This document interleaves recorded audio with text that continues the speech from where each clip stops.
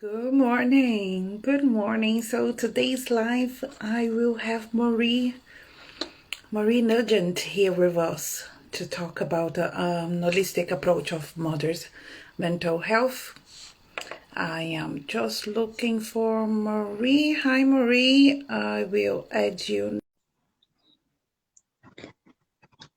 Just waiting for Marie to log in with us.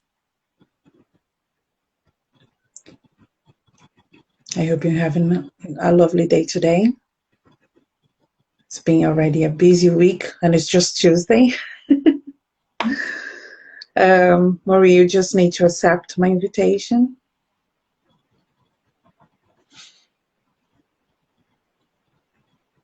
I'm just waiting for Marie to log in with us so we can start our talk.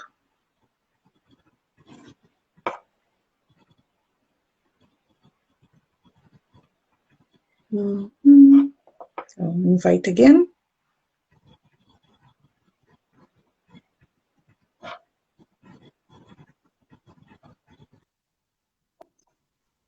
Hey! Oh. maybe I better go the other way. There's no point in looking at it. Good morning, how are you? I'm not too bad. Oh, that's great. I'm not too bad. Thank you so much for joining me this morning for a cup of tea and a lovely chat. Oh, that's no problem. Listen, more than delighted. And the sun is shining here. Well, I've got water, so I have. So I got myself a cuppa. you got yourself a cuppa. Excellent. You know. So thank you once again for being here with me, accepting my invitation. Really appreciate that. I will let you introduce yourself and tell what you do and who you are for everybody. So go ahead. My name is Marie Nugent and my business is called Time to Sparkle and Shine. And it's nothing to do with cleaning. It's all to do with women and embracing who they are, loving who they are, giving themselves a break, looking at the best parts of what they've got within them and allowing them to be seen and to be heard, because in a lot of relationships, they're just so giving that a lot of it comes through and goes out to their families, to their work, to their whatever, and they tend to be the last ones. So I mentor women, basically, who are on a voyage of self-discovery, particularly if they're meeting big life changes. I myself went through separation, divorce. I've moved house a couple of times, and I know what it's like when you're challenged with these things. If you've got nobody, you can find yourself disappearing down the rabbit hole if you've got nobody that is there to back you up, even just to tell you that you're great. And that's where I come in, because I tend to be quite intuitive. So I pick up on what it is that's happening with people. And that way I can actually maybe help you look at your situation a little bit differently. And also empower you along in the process, because it's all about empowerment and self-empowerment. And because we are overcoming many, many centuries of programming, we're in ways really only discovering who we are as women now. And we've had more opportunities to do this, but only in the last 50 years. So we have opportunities that our parents and our grandparents never had. And that's where, it's up to ourselves to, because we are in the era of self-responsibility, to make the best life for ourselves. And if you do that, you do it for yourself, you do it for your partner, you do it. It has a knock-on effect on your family, and everybody's happy. So they are. I always say that once the mother is happy, the woman of the house is happy, everybody else is happy. There is actually a lot of truth in that. But, and as you know, Sancha, because we're both mothers, like your kids are a little bit younger than mine, because mine are in their 20s now. And that we actually because I remember when I started off on this, I really had a sense of responsibility, that I was responsible to make everybody happy in the family, except myself. I didn't come into the equation at all. So you feel everything that others feel, and you sense everything that the others feel, and then you take it on yourself. Yeah. You know, so it's not only are they feeling it, but you're feeling it, and everybody is miserable, so they are. That's so true. That's so true. Yeah. We tend to look after mostly to our body, but we always Yeah. forget the mind and the soul. We all connected. Yeah. The three parts of us are always connected, and we tend to leave behind our emotions and our mental state and the spirituality as well that comes with it. And I believe that once we touch the inside, how we feel, and our spirituality with it, the body will definitely follow. I suffer from anxiety. I'm currently working, always constantly working on it, and I know that when I'm really going through rough paths, that kind of the anxiety makes me feel sick, physically sick. So it's something that is in my mind is connecting straight to my body, and like I just can't go forward, and it's really I didn't know that before, that like was my mind commanding the body kind of thing, even though you know in the back of your head, but you don't want to acknowledge that. And once Yeah. I found the root and the how to say, and the triggers, I Yeah. started to work on them and to learn the response that I had towards those triggers, and then life got better, things got Yeah. easier, and then the problems that I faced, and I obviously still like life is not a smooth sail. So it got easier the way I was seeing the stuff. It changed my mind frame, and I connected the spirituality with it, and it makes such a huge difference. Yeah, I totally agree with you. And it's something that I'm very much, no more than yourself, very much aware of, that over the last year, the body's been under threat. So, you know, it's like you need to protect your body. But in fact, and your mind then is separate. It's like look after your mental health. But if you're constantly being bombarded and being told that you're not safe, it's very, very hard for your mind to get to that space where it doesn't actually get on board with what's happening, and it doesn't feel safe. And there's that whole thing of cellular memory, how every experience that we go through, we store in our bodies. And that is really, really true.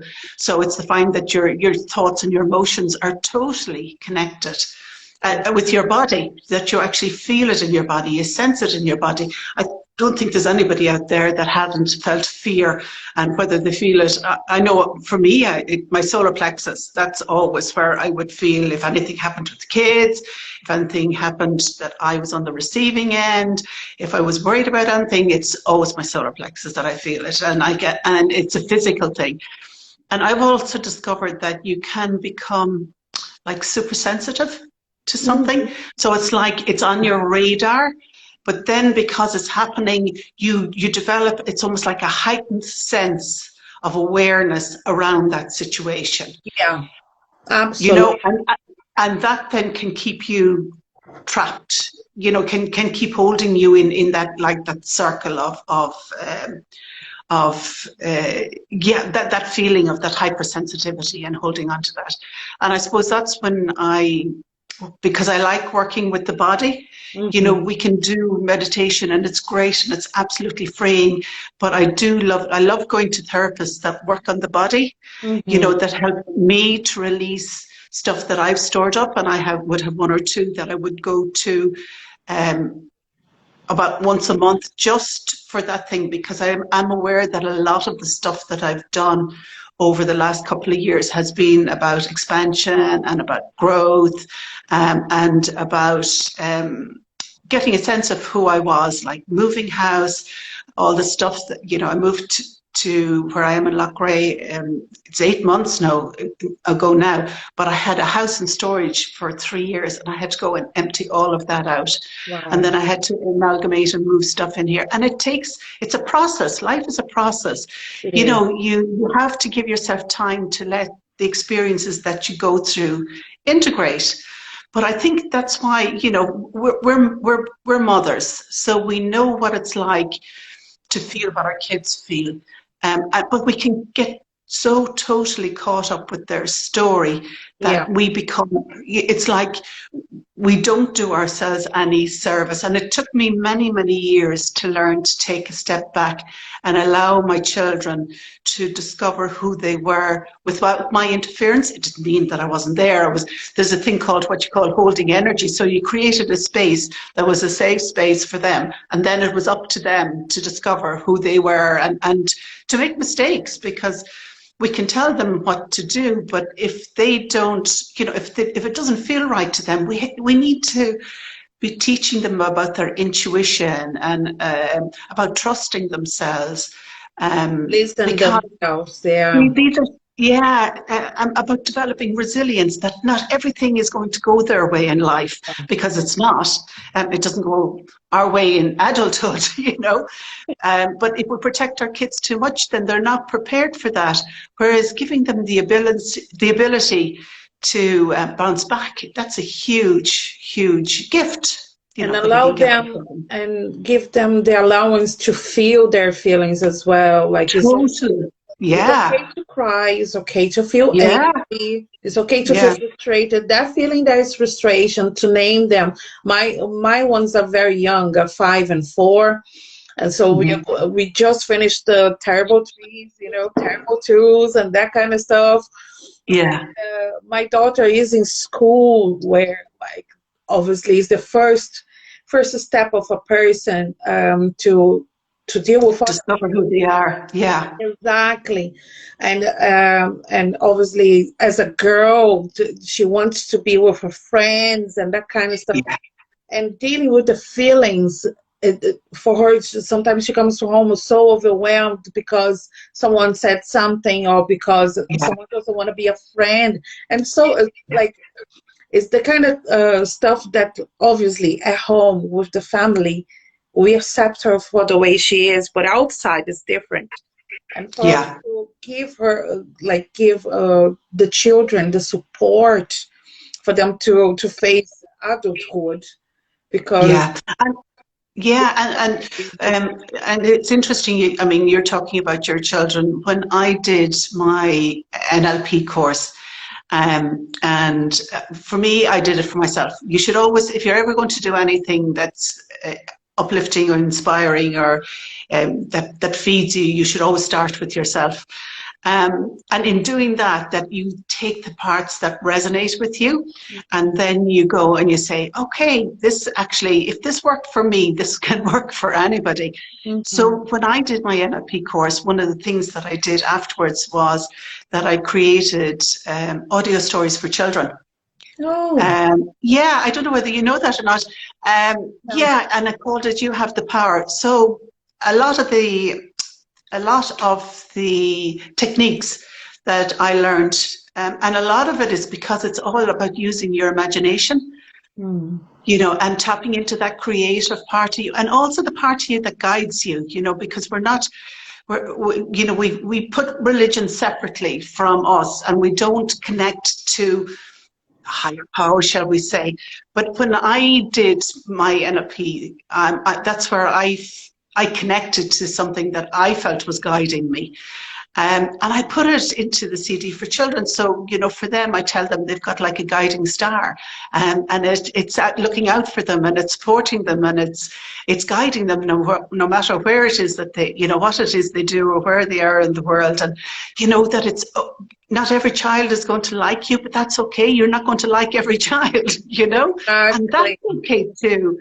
But also practical things like, you know, about how to breathe and relax. You Mm-hmm. know, how to, and I, because I do believe in like I bring in Archangel Michael and his blue sword, and, you know, I tell them about, you can cut ties, you know, with people that are draining your energy, and you can put yourself in a bubble of protection. So all of the things that took me a lifetime to learn, I put it in, because if kids know this, they instinctively will take whatever knowledge that resonates with them and run with it, you know, where they become their own magician, where they want to, you know, if they want to attract things into their life, what it is that they want to pick, because it's all about choice, like standing up for themselves. You know, when they meet bullies, you know, where they go into a magic forest and they meet the men of the forest, but they have to go on a unicorn's back, they want to go on a ride. Yeah. But they have to stand up and say, my name is, and I'm worthy to do this. And even just simple subliminal unconscious messages that they're getting, that this helps them empower themselves. Because the problem is that we've taken responsibility not only for, we've taken responsibility for our children's happiness, Yeah. and while we can to a certain extent, but the biggest gift of all is what we allow them, how we allow them to empower themselves. And they'll go to school and they'll learn education. And it's the biggest, you know, for your daughter, this is her new experience. This is a microcosm of life, Yeah. basically, that she's coming up against. And that's a big shock, you know, for somebody that's come from a safe environment where you can safely fight with your siblings and, you know, whereas, you know, you put that into a school situation and it's a little bit different. So a big learning curve, you know, for her. But, you know, she's got you as a mom who has the awareness of, you know, of thoughts and feelings and emotions. And you were so right. We need to be allowing them to guide us to what does and what feels right and what doesn't feel right.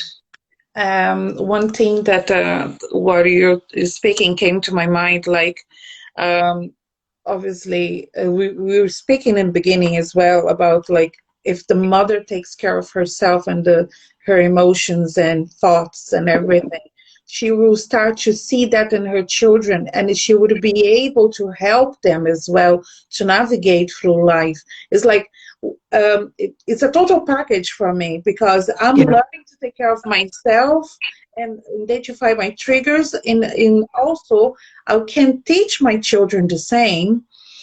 yeah, So what I think is like obviously the responsibility of a mother is to raise the kids and give them everything, you know, life, raise them. Um, that they will become emotional, how to say, responsible yeah, adults, yeah, teenagers, yeah, adults. When they come to the tricky years of the teenager time, you know, that yeah. is so difficult for all of us. They will have the emotional. They will be able to Maturity. Yeah, remain. yeah. And they learn to that they themselves are their own. You know, I do believe we all have our own sat nav within us. You know, it's our own guidance system. And if they learn to trust it, it won't steer them wrong. And also to let them know that there's no wrong decision in life. You know, you may not like the consequence of what it is you did, but you know, you've learned from it. And that's hugely powerful and empowering.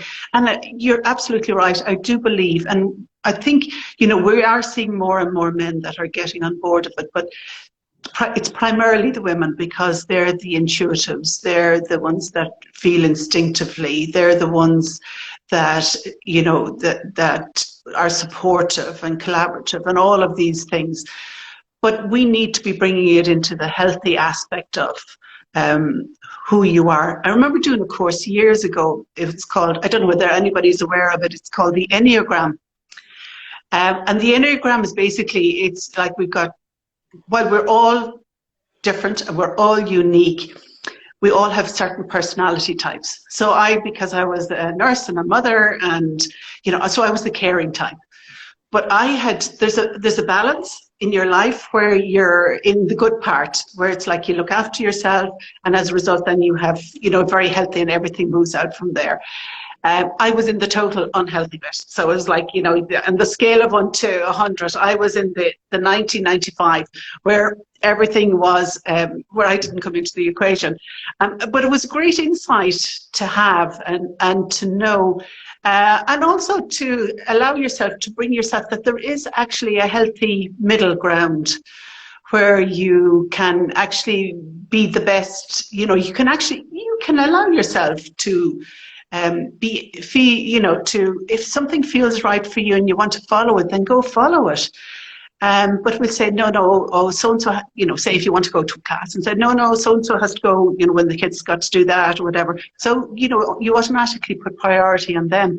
But it's okay to actually prioritize yourself and in nurturing you. Yeah. And I do believe empowered mothers, powerful children. Absolutely. It's like a chain, isn't it? They follows. Yeah. And they will empower their children and the next generation and after and after. Yeah. It's like planting a little seed there that it doesn't seem much now, but like has such a huge effect in the future. And totally. Yeah. That's the awareness that that our generation are bringing to the next one. Mental health is extremely important, and the spirituality is connected. So is connected to the body as well. So many diseases are actually connected to our emotions.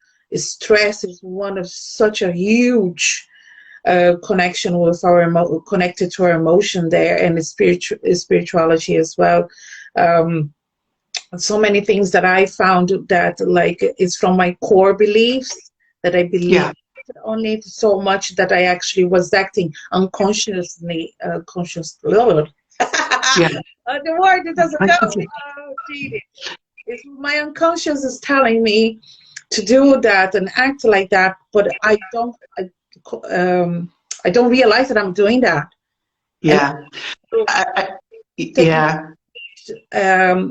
I stopped acting the way I was acting, and therefore my body responded afterwards. And you're absolutely right. You know, you're younger than what I am, and I probably, for my generation, would be not unusual, because there's a lot of women out there that have gone through life experiences and have come to the stage in their life where they know that there's more to the one than the life they're leading, and then follow their dreams to where to follow where the passion leads them. But we would probably, at my age group, would be the most programmed, because we were brought up to behave in a certain way, and then you went and you got, the permanent pensionable job. So to overcome a lot of these things, you sort of have to take some leaps of faith. So I gave up the permanent pensionable job. I looked for very much what guided me. It brought me to this house where I'm living now, in a beautiful, gorgeous space, to create a business, to connect with women that totally are ready to feel empowered and to be empowered, and are ready to take the steps, but maybe don't quite know where to start. And not knowing where to start, for me, just contact me. I'm starting a meditation group next Monday, and it's called Circle Support, and it is literally just about women coming together. I'm calling it Magical Monday. So all the crap that we want to throw into the pot gets thrown into the pot, and then we focus on what it is the week that we want to create. So we're going to create a little bit of magic, which is really, really cool. So it is. And when you set your week up intentionally, because we're using the power of intent, that's something we also don't realize that we can use. It's a power. We have so many superpowers within us that we don't actually realize that that they're part of us, and that they're available to us, and they're within us, more importantly of all. Yeah, absolutely. I want to join too. Yeah, you can join. Of course, Sancha, no problem. I love it. Meditation has helped me so much. I used to say that I couldn't meditate because I couldn't stop my thoughts because Oh yeah. I used to be that kind of person that keep making lists and lists and lists on my head, like I have to do this, that tomorrow I have to do this Yeah. and that. Even though Yeah. I knew what I had to do, even though I had a calendar and Yeah. agendas and notebooks, my head kept going. That would Yeah. bring me trouble to sleep. The Yeah. insomnia was killing me. I could go until 6 in the morning, easy. Yeah. And having to be a mother, having to take care of everything else, in the life. I used to be a zombie, like sleeping for Yeah. 24 hours a night. Yeah, because that brings its own level of anxiousness with it. That, what am I going to forget? Oh, you have to put this on it. I have to put that on it. Oh, I better not forget that. And your mind, and you're absolutely right. Your mind, I don't think there's any mother out there that who's not working and being a mother and raising a family that it doesn't have those lists going on in their head, 24/7, so that.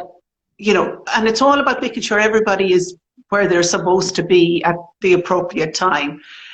So you become like a general in an army, and it's very masculine energy. So it is. Yeah, I found on meditation, like a release, a way of me allowing myself to relax because I was always tense. And like Yeah. I started with like 3 or 5 minutes a day, just breathing and like tuning to myself because we breathe normally because the body does that normal, but actually paying attention on what I was doing. Yeah. I felt great. I was like, why I didn't do this? Yeah. Why I was fighting so much against it? It's such a simple thing. And then I'm clean. Yeah. And but like I think for most of us, we are our worst enemies. The saboteur, Yeah. sin, and It's that's it's it. yeah, but it's also the way we're brought up, the way we were brought up. That it's like in certain families, it's like the boys get looked after. It's it's the way that you have the way your parents were brought up. So they're doing it as best they can, but they're inflicting their rules on you, and then because you don't know any better, you start doing it on your children until awareness is the big thing, until you become aware that, what, this doesn't feel quite right.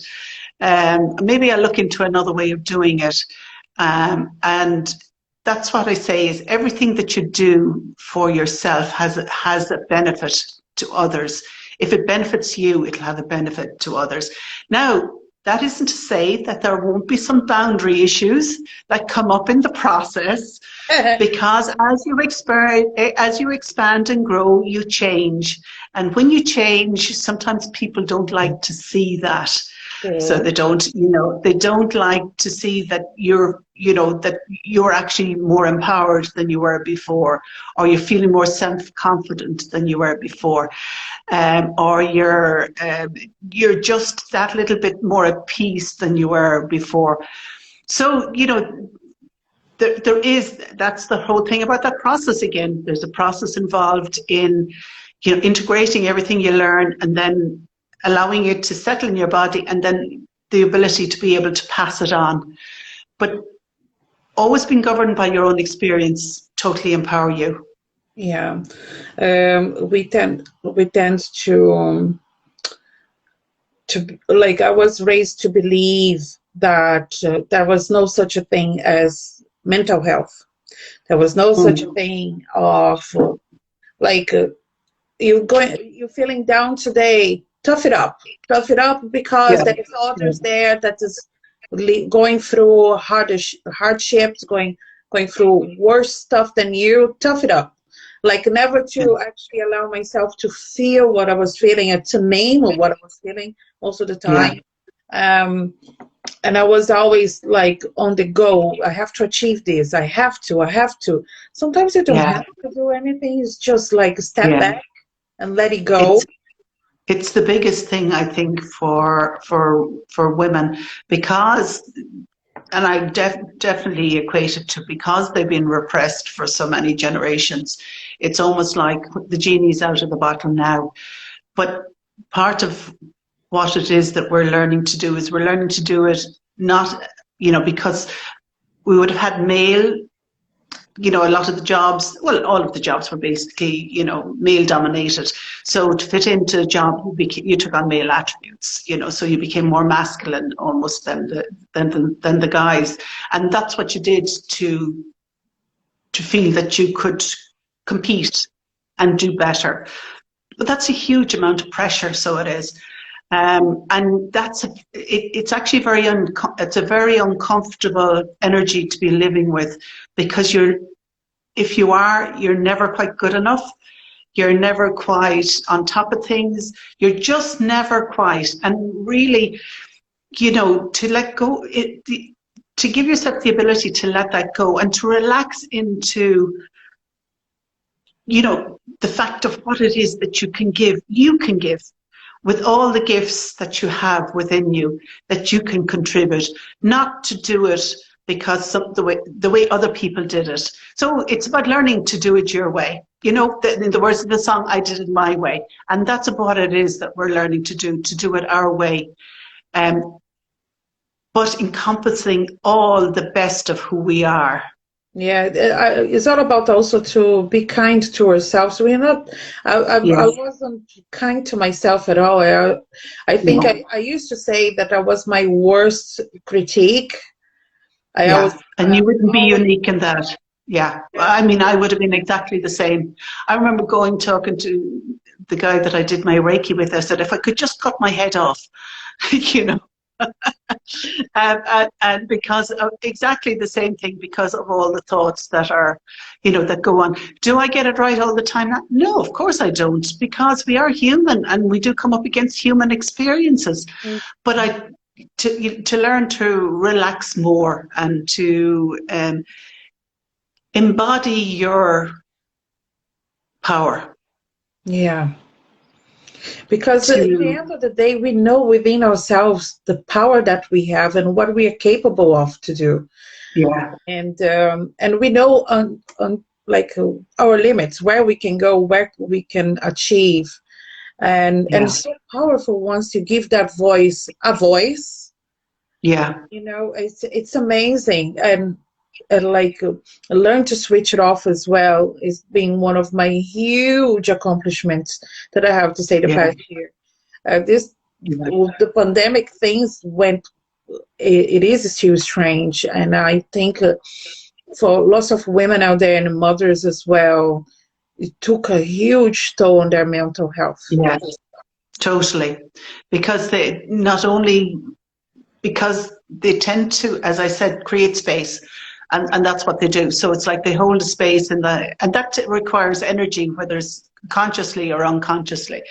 But then again, it's trying to keep everybody happy, trying to keep everybody amused, trying to do your work.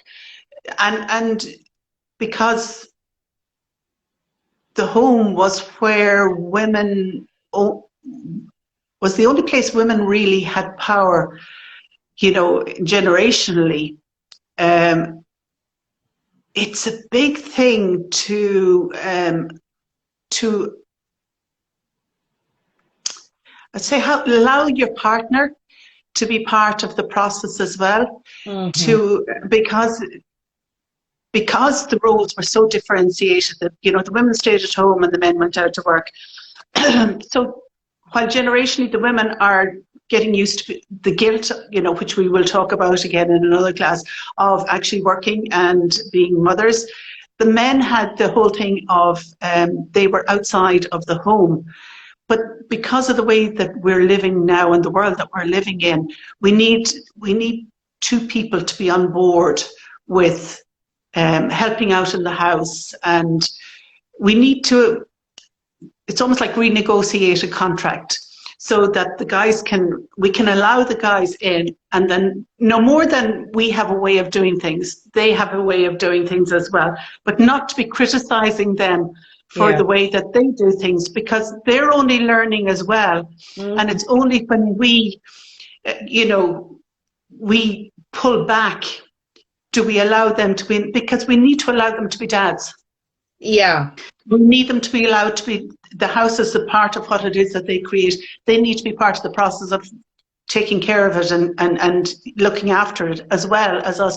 So part of our challenge as women as well is to allow the men to step up and maybe be a little bit of a guiding hand, as opposed to, you know, we can get quite critical because they're not doing it our way. Yeah. But I'm one of them. yeah. And you know what? And sometimes men don't want to be responsible for taking care of the house, so they'll pick it up for a few times, and in the hope that in the end that the women will just say, "Ah, sure, I'll do it myself." But there's a problem with that, is that you end up doing everything. Yeah. Yeah, and I know that because I did that. It's like, because my husband would have been at the time, would have been, yeah, you know, you take care of the house and I work. So the problem is then that you take care of everything, and the men can become surplus to requirements. Mm-hmm. So they can, because really, if you're only bringing in a wage, you know, there is a book called the Four Love Languages, which is really, really fascinating, because it's a way that people communicate with each other. So say for my ex, part of his thing was the fact that he earned money was his way of caring for the family and looking after it. So you approach the way you would speak to somebody like that would be very, very different. But the problem with something like that is they can find that they're sidelined, or that, you know, that they can be sidelined. And because he had worked abroad as well, you know, then you find that you were totally responsible for everybody and everything. Mm-hmm. And that is something that we need to be careful of as women, that we don't fall into that trap. Yeah, I here at home during the pandemic and the lockdown, my husband was at home for months because he works in a non-essential retail shop, and to be able to have him at home, it was a struggle in the beginning for me to give out my power. Yeah, at the same time, share the load. Yeah, I said to myself, you know what, I'm going to step back and let him do everything that I do, so he can see how it is like for me.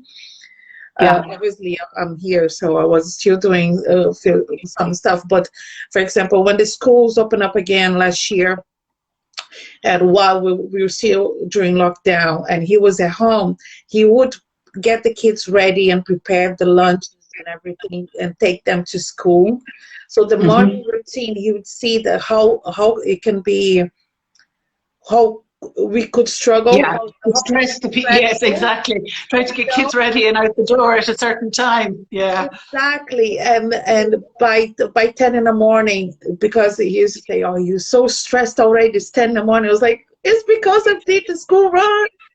And he knows how it is, how it feels like, how long it takes to do things, and how the kids behave.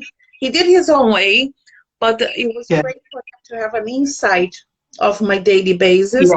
Yeah, exactly. He's more understanding now, you know. Yeah. That kind of way. I'm not saying that was easy to give out this power, because I say that I do everything my way, and my way is the best way. Yeah, well, it's the way you were brought up. The women were, you know, that's what they did, you know. Yeah, and especially with Liam, because Liam is on autism spectrum, so I have my own way of doing things for him. When with him, I work with him. So, like, we have our language, we have already our own rhythm of things, and my husband did his own language, and I'm watching, but I'm holding myself. I was like, I have to allow him to do that. Yes, yeah. Kind of, you're absolutely right. Yeah.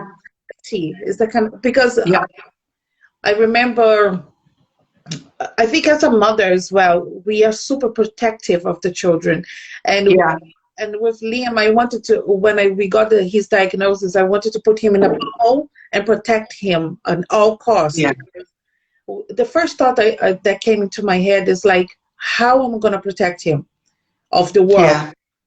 You know, so with everything, I was like, I was always around and watching, and you know, to see the way he's doing things. It's like, this is not the right thing. That's not how you say that.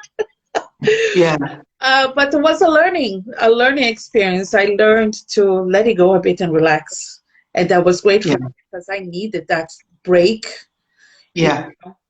Yeah, it's not easy to give out the power, and we are always learning anyway. I think this pandemic also came to a lot of people so many lessons, you know. Yeah. And still learning, because there are certain things that came up to be looked at, and if they weren't dealt with during that time, like they're still there in the background. And because of the, you know, people heading back now, there's a lot more fears.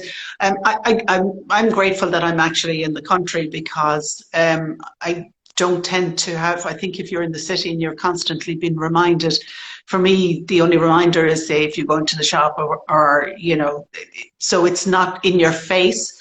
I definitely turn off the whole social media thing, because I don't need to be bombarded 24/7.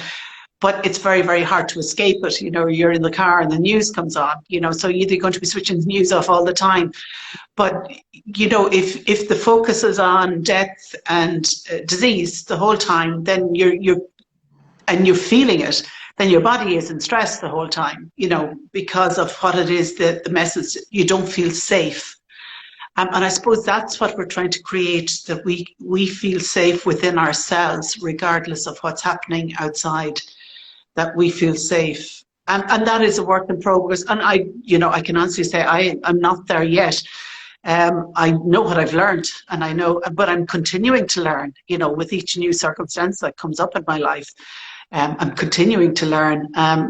But I do feel that if we do learn it, that we can say, do you know what, it's possible to do, because we did it, you know. Yeah, absolutely. What you're saying there, it came to my head here that, and now I lost it. When it comes, write it down and we'll do it on our next conversation, Sancha. Mark, I'm telling you, was about, oh Jesus. Yeah, it's gone. That's okay. You'll be later on today. Oh, I said, oh, that's it. I said, okay, because we are going to have another one of these. We're going to do a series of conversations. So we are, you and I, and it's going to talk about mums and the way they feel. And though it's okay to feel that way. And our next one, I think we're talking about guilt. We're going to be talking about the maternity guilt on the 21st of May, Friday morning. So we ask everybody to grab your cup of tea to join us. We'd love to join. Yeah, be great. And I'm going to do, actually, before we finish up, for those of you that are mums that are, you know, with families that are feeling anxious, because I was telling Sancha about this, and I'm actually going to, I'm going to interview Sinead next Tuesday at 10:30. She has a book, her name is Sinead Flanagan, and she has a book called Wisdom Wishes, and it's how to turn anxiety into a gift that will connect to your family. And that, when I heard about that, I said, oh my God, you know, that's definitely something that's very relevant and will have come up a lot in the last year. And then when things are getting back to normal, they're still going to come up again, because the kids are going to become, the kids have been taught to fear now, you know, so the way they look at the world will be a little bit differently. And because they're getting it from say, in our time, we wouldn't have had a television until I was, 10 or 11. So the news only came on once an hour, you know, or at 12, and it only came on at 12 and at 6. So you didn't have this constant bombardment of what's happening in other worlds and in other countries. So you're bringing the fear of the outside into the home. Mm-hmm. And that is something that's something that we can actually do about. as mothers, we can try and curtail what it is that how they're being bombarded when they get outside at school or whatever. And I think if we give them that sense of self, that sense of resilience, they'll have a perspective on what's happening that will be a lot healthier than getting into the drama, or the fear. Yeah. Yeah. So it'll be next Tuesday, 10:30 on your page, on your Facebook? Yeah, on my page, Time to Sparkle and Shine. Yeah.